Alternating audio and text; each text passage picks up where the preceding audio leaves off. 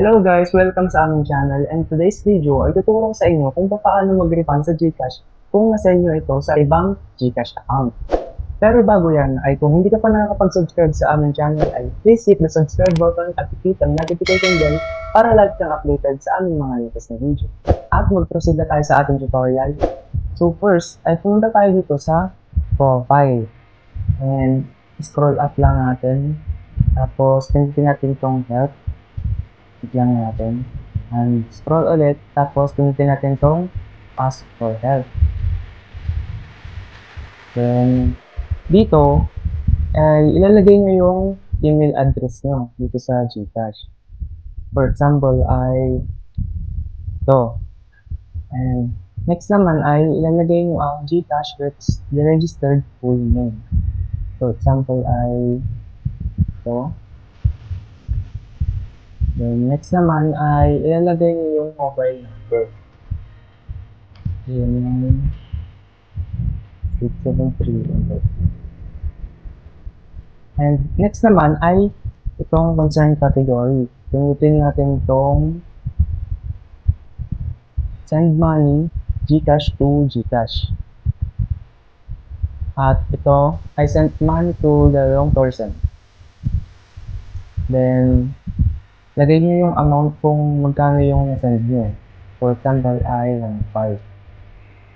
And next naman ay itong what happened. So dito, ang ilalagay niyo ay the recipient gave an incorrect name and or number. Pindutin niyo yan.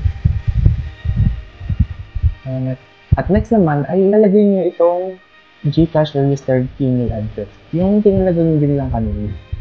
So for example ito. At yung sender's number, yung number niyo.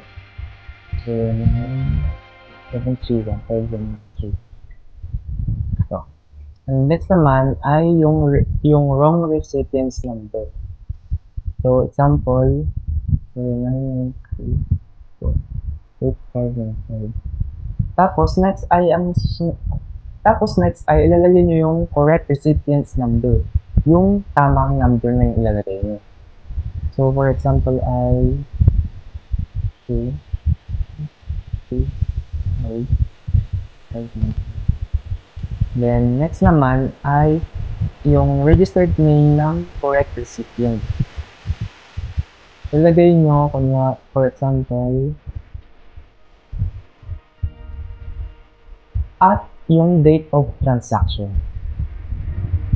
Example ngayon, July 25.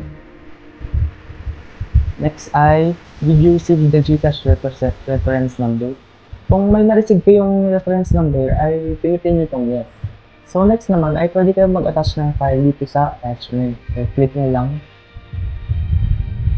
So itong isang picture, for example, ay ito yung dapat na magsasendan nyo. Tapos itong isang picture naman ay yung reference number ng wrong folder. Tapos, pinutin itong select.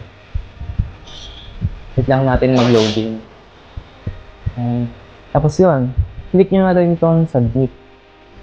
So, after nyo masubmit, ay may ma-receive kayo na email from GCash. Ito yung ticket number, and then mag-a-ask din sila ng other information once na may kulang sa na-fill up nyo or may iba pa silang katanungan. Then, pwede din kayo mag-follow up sa health center kung ano yung feedback sa report nyo na problem. Pag hindi nyo pa na-receive yung refund regarding sa concern nyo, ay follow up lang kayo ng follow up gamit ang ticket number. So yun lang guys, sana marami kayong matutunan sa video na ito at marami pa kayong matututunan sa aming mga susunod na video.